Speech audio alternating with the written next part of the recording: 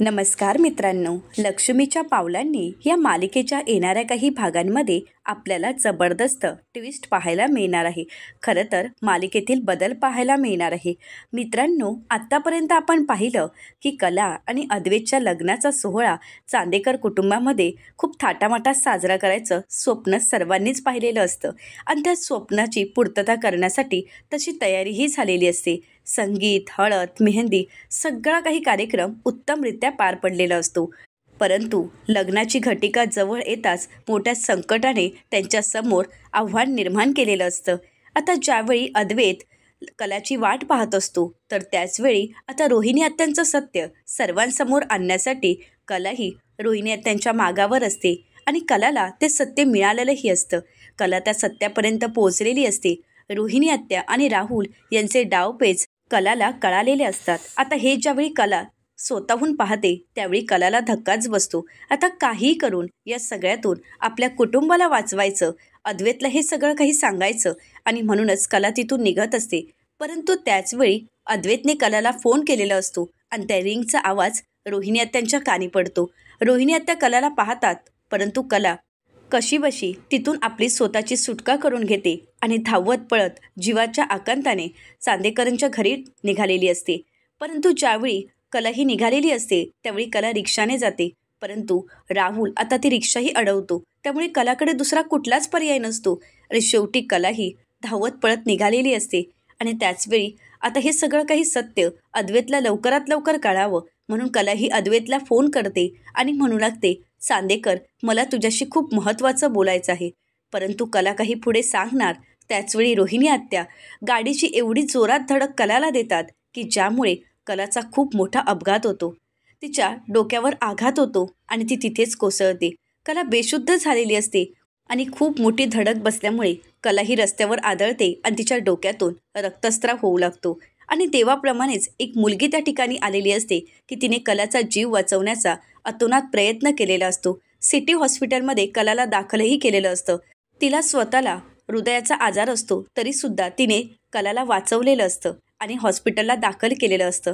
परंतु इथे मात्र सगळाच खेळ संपतो. ज्यावेळी कला हॉस्पिटलला दाखल होते, तोपर्यंत कलाचा खूप रक्तस्राव झालेला असतो आणि यामुळे कलाच्या जीवाला खूप मोठा धोका निर्माण होतो. डॉक्टरने कलावर आपण उपचार करत आहोत, परंतु ते वाचेलच यावर आपण पूर्ण ठाम विश्वासाने सांगू शकत नाही, असं स्पष्टपणे सांगितलेलं असतं. आणि म्हणूनच अद्वैत देवी आईचा धावा करत मंदिरात गेलेला असतो. तेथील गुरुजी अद्वैतला म्हणालेले असतात, जर एखाद्याची कार्यक्षमता पूर्ण झाली असेल, त्याच्या हातून त्याची जी कार्य आहेत ती पूर्ण झाली असतील, तर कुठलीही शक्ती उगाचच त्याला जिवंत ठेवत नाही. आणि एखाद्याची कामं अपूर्ण असतील किंवा तिची कर्म बाकी असतील, तर कुठलीही शक्ती उगाचा जीव घेणारही नाही. परंतु एक गोष्ट लक्षात ठेवा, माणसाचं हे शरीर आहे की नाही हे आपण नाही सांगू शकत. परंतु शरीर जरी आपल्यासोबत नसलं, तरी हृदयाने मात्र आपण एकत्रच असतो, असं म्हणत गुरुजी तिथून निघून जातात. परंतु हेच खरं झालेलं असतं. कारण दुसरीकडे कलाला वाचवण्याचे डॉक्टर प्रयत्न करत असतात, परंतु कलाला माहीत असतं की आता आपण वाचणार नाही. आणि म्हणूनच आता कला मनाशीच म्हणते, मी जिवंत राहणार नाही हे मला चांगलंच माहीत आहे. परंतु रोहिणी आत्यांचं सत्य चांदेकरला कळायलाच हवं आणि त्यासाठीच कलाने चिठ्ठ्या लिहिलेल्या असतात आणि त्या चिठ्ठ्या नर्समार्फत अद्वैतच्या हाती द्यायला सांगितलेल्या असतात. परंतु नकळतच ज्या चिठ्ठीवर कलाने रोहिणी आत्यांचं सत्य लिहिलेलं असतं, ती चिठ्ठी अद्वैतपर्यंत कदाचित पोहोचतही नाही. तर आता अद्वैत कलाला भेटण्यासाठी जातो. त्यावेळी कला म्हणते, चांदेकर, तुला सत्य कळालं असेल. परंतु कला आता चाचपटतच अद्वैतला म्हणू लागते, चांदेकर, माझ्यासाठी गाणं गाशील का? आता अद्वैत कलासाठी गाणं गातो आणि त्या शब्दाने कला मात्र सुखावली जाते. अद्वैतचं भरभरून प्रेम तिच्या हृदयापर्यंत पोचतं आणि कलाच्या डोळ्यातून आनंद अश्रू असतात. शेवटच्या घटिका जवळ आलेली असते, तरीसुद्धा कला अद्वैतच्या डोळ्यात डोळे घालून अगदी अद्वैतचं प्रेम पाहत असते. आणि त्या क्षणी शेवटी जे घडायचं तेच अघटित घडतं. कलाचा श्वास तिथेच थांबतो. कलाने चांदेकर कुटुंबाचा आणि आपल्या आईवडिलांचा निरोप घेऊन तिने शेवटचा मोकळा श्वास घेतलेला असतो आणि तिथेच तिने जगाचा निरोप घेतलेला असतो. आता मात्र हे ज्यावेळी सत्य अद्वैतला कळतं, त्यावेळी मात्र अद्वैत मोठ्यानेच किंचाळतो. अद्वैत या सगळ्यातून स्वतःला सावरणंही शक्य नसतं, कारण आत्तापर्यंत अद्वैतने कलासोबत एक तडजोड म्हणून संसार केलेला असतो, परंतु आता त्यांच्या संसाराला खऱ्या अर्थाने सुरुवात झालेली असते. अद्वैतने कलाचा स्वीकार केलेला असतो. दोघांनीही लग्न करून खऱ्या अर्थाने संसाराची स्वप्न पाहिलेली असतात, परंतु ती स्वप्न मात्र तिथेच अपूर्ण पडतात. तिथेच दोघांच्याही प्रेम कहाणीचा शेवट होतो आणि कलाही कायमची अद्वैतला सोडून निघून जाते. आता या सगळ्यातून संपूर्ण चांदेकर कुटुंब अद्वैतला सावरण्याचा प्रयत्न करत असतात, परंतु अद्वैतला सावरणं खूप कठीण असतं. तर दुसरीकडे ज्यावेळी डॉक्टर सुकन्याच्या हृदयाबद्दल तिला सत्य घटना सांगतात, त्यावेळी सुकन्या विचार करत असते की मला नक्की हृदय कोण देईल. परंतु मरण्या अगोदर कलाला समजलेलं असतं की एका मुलीने आपला जीव वाचवला आहे आणि ती स्वतः हार्ट पेशंट आहे आणि म्हणूनच सर्वांच्या नकळतच कलाने सुकन्याला आपलं हृदयदान केलेलं असतं आणि त्या हृदयामुळेच सुकन्याला जीवनदान मिळालेलं असतं. आता 6 महिन्यानंतर काय घडणार हे आपल्याला पुढे पाहायलाच मिळणार आहे. मित्रांनो, 6 महिन्यानंतरचा प्रवास यामध्ये अद्वैत आता आबांना घेऊन देवीआईच्या मंदिरात आलेला असतो. आबा व्हीलचेअरवर असतात. त्यांनाही कलाचं जाणं यामुळे तेही कोसळून गेलेले असतात. आता ज्यावेळी आबा अद्वैतला देवीआईच्या मंदिरात घेऊन येतात, त्यावेळी ते म्हणू लागतात, अद्वैत तू पण चल. अद्वैत म्हणतो, नाही आबा, मी देवीआईच्या मंदिरात नाही येणार, कारण ज्या दिवशी माझी खरे हे जग सोडून गेली, माझी कला मला सोडून गेली, तेव्हापासून माझा देवावरचा, माझा देवीआईवरचा विश्वासच उडाला आहे. त्यामुळे मी इथेच थांबेन, तुम्ही जाऊन दर्शन घेऊन या. आता आबा देवीआईच्या मंदिरात निघालेले असतात, तर दुसरीकडे सुकन्यासुद्धा देवीआईचे आभार मानण्यासाठी तिच्या मंदिरात आलेली असते.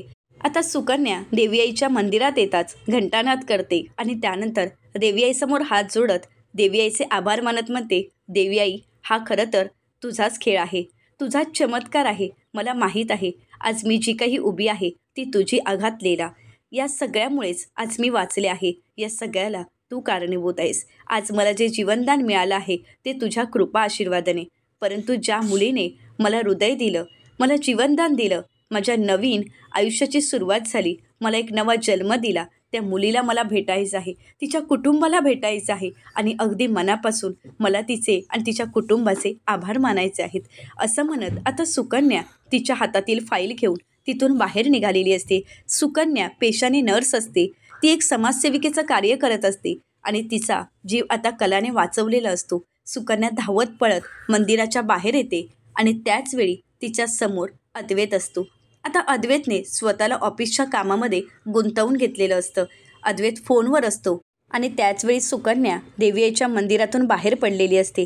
सुकन्याला आता एका ताईंचा धक्का लागतो आणि ती अद्वैतच्या दिशेने फिरते आणि त्यानंतर अद्वैतलाही तिचा धक्का लागतो. अद्वैत ज्यावेळी सुकन्याला पाहतो त्यावेळी अद्वैतला काहीच कळत नाही. अद्वैत गॉगल काढतो आणि सुकन्याकडे पाहू लागतो.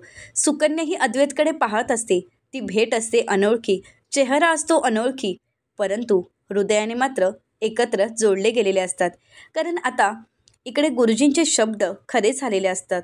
जरी शरीर हे जग सोडून गेलं तरीसुद्धा हृदयाने मात्र ते तुमच्या जवळच असणार. आणि आज सुकन्याच्या रूपाने कला अद्वैतच्या जवळ आलेली असते.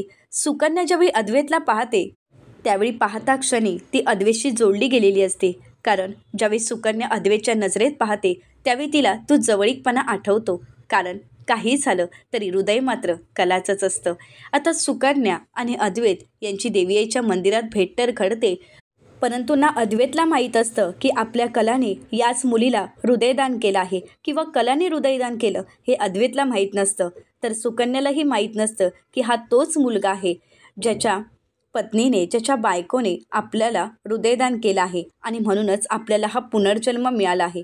आता सुकन्या आणि अद्वैत दोघांचीही ही पहिलीच भेट असते, परंतु या पहिल्या भेटीतही सुकन्या आणि अद्वैतच्या नजरेत एकमेकांविषयी एक वेगळीच भावना निर्माण झालेली असते. आता ही भावना सत्यापर्यंत घेऊन जाईल का? खरं तर आता सुकन्याजवळ कलाचा मोबाईलही असतो. आता त्या मोबाईलमुळे या सगळ्या सत्याचा उलगडा होईल का, की ज्या मुलीने आपल्याला हृदय दिलं आहे ती मुलगी म्हणजेच कला चांदेकर होती आणि आता ती या जगात नाही आहे, परंतु जाता जाता तिने आपल्याला मात्र जीवनदान दिलं हे सत्य सुकन्याला कळेल का? आणि सुकन्या ज्या सत्यापर्यंत पोचण्याचा प्रयत्न करत आहे, ज्या कुटुंबाला भेटण्यासाठी सुकन्या आतुर झालेली आहे, ते कुटुंब म्हणजे चांदेकर कुटुंब आहे हे तिला कळेल का? अशा असंख्य प्रश्नांची उत्तरं आपल्याला लवकरच पाहायला मिळणार आहेत.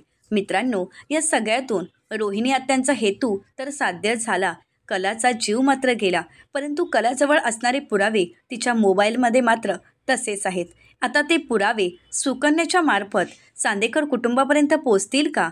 कलाच्या भावना आता सुकन्या अद्वैतपर्यंत पोहोचू शकेल का? अशा असंख्य प्रश्नांची उत्तरं आपल्याला या पुढील भागांमध्ये पाहायला मिळणारच आहेत. मित्रांनो, आता होणार आहे लक्ष्मीच्या पावलांनी या मालिकेच्या नवीन अध्यायाची सुरुवात. नवीन चेहरा आणि नवीन नाती. आता या नवीन चेहऱ्यातून आपल्याला कलाचा भास होत आता पुन्हा एकदा चांदेकरांच्या घरात सुकन्या लक्ष्मीच्या पावलांनी येत कलाची असणारी उणीव भरून काढू शकेल का? या सगळ्यातून ती सगळ्यांना सावरू शकेल का? हे पाहणं अतिशय रंजक ठरणार आहे. मित्रांनो, अशाच मालिकांचे नवनवीन अपडेट पाहण्यासाठी चॅनलला नक्कीच सबस्क्राईब करा. आणि हो, आजचा हा व्हिडिओ आवडला असेल तर व्हिडिओला लाईक करायलाही विसरू नका. आता कला ही सुकन्याच्या रूपाने आपल्या समोर येणार आहे. तर आता कला आणि सुकन्याच्या नात्याचा अध्याय पाहायला मिळणारच आहे. मित्रांनो, आजचा हा भाग कसा वाटला हे कमेंट करून नक्कीच कळवा. आजचा हा भाग पाहिल्याबद्दल तुम्हा सर्वांचेच अगदी मनपूर्वक धन्यवाद. अपडेट पाहण्यासाठी